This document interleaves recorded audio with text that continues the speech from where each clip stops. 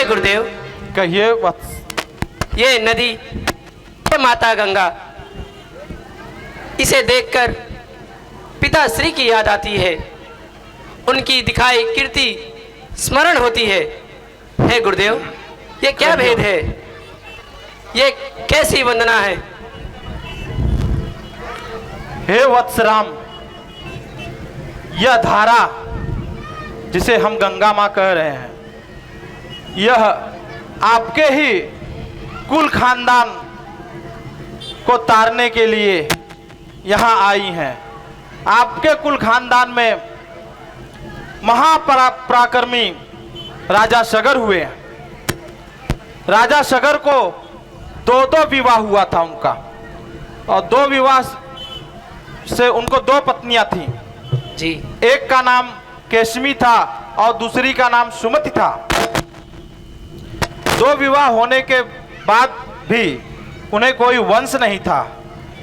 वंश की प्राप्ति हेतु राजा सगर ने घनघोर तपस्या की। उस तपस्या में उन्होंने एक बड़ा यज्ञ करवाया। यज्ञ पूर्ण होते ही महादेव विश्वनाथ शिव शंभु प्रकट हुए। उन्हें वंश आगे बढ़े ऐसा आशीर्वाद दिया। कुछ दिन बाद राजा सगर को उनकी पत्नियों को पुत्र प्राप्त हुई, जिसमें केशमी को 1 पुत्र और सुमत को 60,000 पुत्र प्राप्त हुए।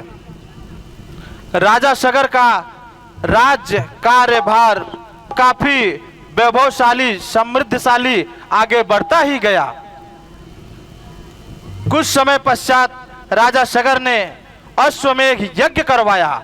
अपनी कीर्ति दूर दूर तक पहुंचे, इसलिए उन्होंने अश्वमेघ यज्ञ करवाया।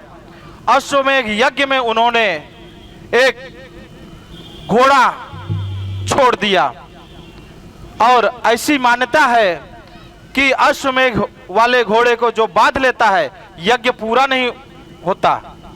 इसलिए उस घोड़े को किसी को बांधना नहीं चाहिए, किसी दूसरे राज्य के राजा को भी। लेकिन राजा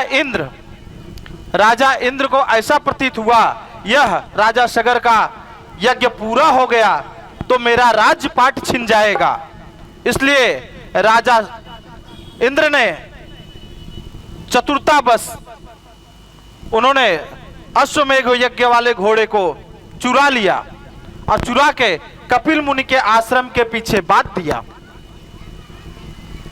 यह बात जैसे ही राजा सगर को पता चली कि मेरे घोड़े को किसी ने बांध लिया है, तो उन्होंने उस घोड़े का पता लगाने के लिए अपने पुत्रों को उस घोड़े का पता करने के लिए भेज दिया। फिर पुत्र राम, केशमी को 1 पुत्र था और सुमति को 60,000 पुत्र थे। राज्य का कार्यभार भी सुव्यवस्थित ढंग से चले, इसलिए केशमी के पुत्र असमंजस को उन्होंने राज्य का कार्यभार देखने के लिए रोका और सुमति के 60,000 पुत्रों को घोड़े का पता लगाने के लिए भेज दिया। 60,000 पुत्रों ने आकाश लोक, पाताल लोक, पृथ्वी लोक सब जगह पता लगाते लगाते अंततः पृथ्वी लोक पे उत्तर दिशा में कपिल मुनि के आश्रम के पीछे अपने बंधे घोड़े को देख काफी क्रोधित हुए, क्योंकि वे 60,000 पुत्र अति दुराचारी और दुष्ट व्यवहार के थे। उनको 60,000 पुत्रों को शिक्षा संस्कार कुछ कम था, इसलिए वे अपने कपिल मुनि के आश्रम के पीछे बंधे घोड़े को देखकर काफी भला बुरा कहने लगे कपिल मुनि को। और इतने से भी नहीं माने, मुनि ध्यान मग्न थे। मुनि के पास जाकर उनके हाथ और पैर को खींचने लगे।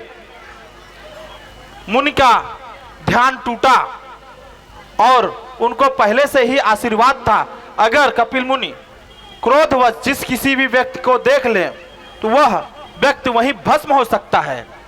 जब 60,000 पुत्रों ने उनको अति क्रोधित कर दिया, उनके हाथ पैर खींचने लगे और उनको भला बुरा लंपट चोर कहने लगे, वे अति क्रोधित हुए और उन्होंने जैसे ही उन 60,000 पुत्रों को देखा, तुरंत वे राजा सगर के 60,000 पुत्र वहीं भस्म हो गए।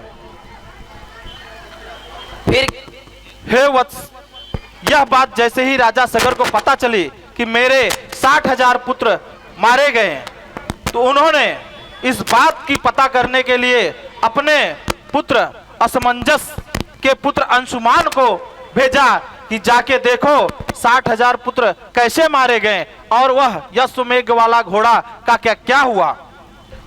अंशुमान जाके जैसे ही कपिल मुनि के आश्रम के पास गए तो उन्होंने कपिल मुनि को देखा, वो ध्यान मग्न थे और पीछे घोड़ा बंधा हुआ था और बगल में उनके पुरखों की, उनके चाचाओं काकाओं की राख पड़ी हुई थी।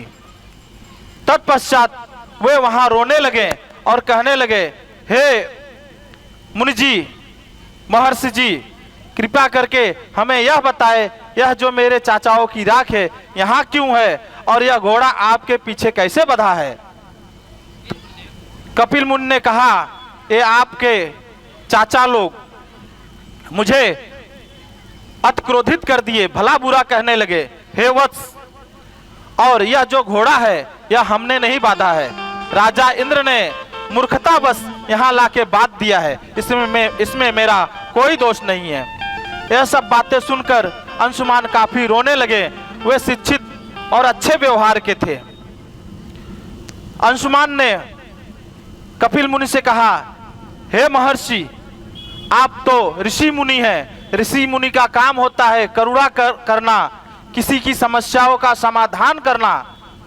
कृपा करके जो हुआ सो हुआ, उसके लिए मैं आपसे किस प्रकार माफी मांगूं। कृपा करके मुझे आप इतना बता दीजिए कि यह मेरे जो चाचा लोगों की राख है, इनको मुक्ति कैसे मिलेगी। तब कपिल मुनि ने उन्हें कहा, जब तक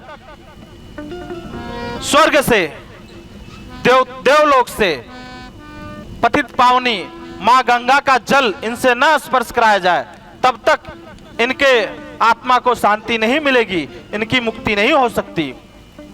अंशुमान ने यह बात आकर अपने पिताश्री को बताई। पिताश्री ने अपने पिता राजा सगर को बताया। राजा सगर ने तुरंत राजपाट छोड़ दिया और राजपाट छोड़कर काफी घनघोर जंगल में जाकर तपस्या करने लगे। तपस्या करते करते वो मृत्यु हो गई उनकी। फिर उनके पुत्र असमंजस कई वर्षों तक तपस्या किए। तपस्या करते करते उनकी भी मृत्यु हो गई। उनके बाद उनका पुत्र अंशुमान वह भी तपस्या करने लगा। तपस्या करते करते अंशुमान की भी मृत्यु हो गई। अंशुमान के बाद दिलीप, उनके पुत्र दिलीप हुए। दिलीप भी अपने घर की समस्याओं को देखते हुए वे भी तपस्थली निकल गए। तपस्या करते करते उनकी भी मृत्यु हो गई। तत्पश्चात उनके ही राजा सगर के 5वीं पीढ़ी में राजा भगीरथ का जन्म हुआ। उन्होंने अपने घर की समस्याओं को देखते हुए वो भी तपस्थली पे चले गए और तपस्या करने लगे। राजा भगीरथी ने काफी घनघोर तपस्या की। लगभग 11,000 वर्षों तक एक पैर पे खड़े होकर तपस्या करने लगे। तपस्या करते करते उनके शरीर का नरकंकाल बचा। वह नरकंकाल से सांस आ और जा रही थी, बस शरीर में कोई मांस का टुकड़ा नहीं बचा था। जो शरीर में जो श्वास, जो हवा आ रही थी और जा रही थी, वह अग्नि के समान हो गई थी। उस अग्नि के लंपट को पृथ्वी लोक से होते हुए देवलोक में भी घूम रही थी चारों तरफ। देवता लोग डर गए कि यह जो आग की लपट है, हो सकता है देवलोक को भस्म कर दे। कृपया इसकी कुछ व्यवस्था की जाए। उन्होंने श्री हरि विष्णु का ध्यान किया। विष्णु जी ने सारी समस्याओं को समझा और तुरंत भगीरथ के सामने प्रकट हुए। उन्होंने कहा, हे भगीरथ, मैं तुम्हारी आराधना से, प्रार्थना से, तुम्हारे ध्यान से प्रसन्न हूं। कृपया करके आप अपनी बातों को कहें, क्या क्या आवश्यकता है आपको। भगीरथ ने कहा कि हे श्री हरि, मुझे मेरे पुरखों की आत्मा की शांति के लिए, मुक्ति के लिए गंगा को देवलोक से पृथ्वी लोक पे भेज दीजिए। श्री हरि विष्णु ने कहा यह तो बहुत अच्छी बात है, किंतु गंगा जी ब्रह्मा जी की कन्या है, मैं तो कह सकता हूं, किंतु एक बार आपको ब्रह्मा जी से भी आदेश लेना होगा। वहीं पे ब्रह्मा जी तुरंत प्रकट हुए और उन्होंने कहा जन कल्याण हेतु मैं गंगा को पृथ्वी पे भेजने के लिए राजी हूं, परंतु इनका वेग इतना अत्यधिक है और पृथ्वी लोक पे जाने का इनका मन नहीं है, इसलिए ये गुस्से में हैं और आप इनके वेग को शांत करने की कुछ प्रबंध करें तो मैं कहता हूं गंगा जी पृथ्वी लोक पर जाएंगी। तो भगीरथ ने श्री हरि विष्णु से पूछा इसका उपाय क्या है। भगीरथ ने कहा, श्री हरि विष्णु ने कहा, महा प्रलयंकारी जो सुर असुर सब में पूजे जाते हैं, ऐसे देवाधिदेव महादेव की आराधना करो, वे ही गंगा के वेग को शांत कर सकते हैं। भगीरथ ने शिव जी की आराधना की, शिव जी प्रकट हुए और उन्होंने भगीरथ की सारी बातों को समझा और कहा कि आप गंगा जी को कहिए पृथ्वी पे आने के लिए, मैं गंगा जी को शक्ति और मैं महाशक्ति दोनों का मिलन हो जाएगा और आप तुरंत जाइए और गंगा जी को कहिए वे पृथ्वी लोक के लिए तुरंत चलें। भगीरथ ने ब्रह्मा जी से कहा, ब्रह्मा जी ने गंगा जी से कहा, गंगा जी देवलोक से पृथ्वी लोक पे अति विनाशकारी भयंकर रूप धारण करके आने लगी। शिव जी ने हिमालय पर्वत पे अपनी जटाओं को खोल दिया और गंगा जी उस जटाओं में घूमते घूमते घूमते उनका वेग शांत हुआ। शंकर जी के जटाओं में से शांत होते होते तो वहां से 3 धारा गंगा जी की निकली।